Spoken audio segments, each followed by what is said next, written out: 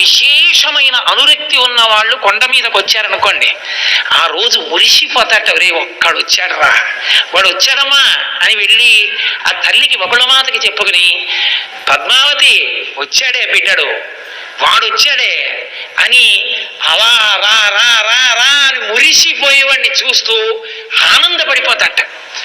వాణ్ణి తన దగ్గరికి ఎలా తెచ్చుకోవాలో వాడికి తెలుసు, అంత అమాయకుడు ఏం కాదు, మహానుభావుడు, అంతటి ప్రేమైకమూర్తి, అంతటి కారుణ్యశీలి.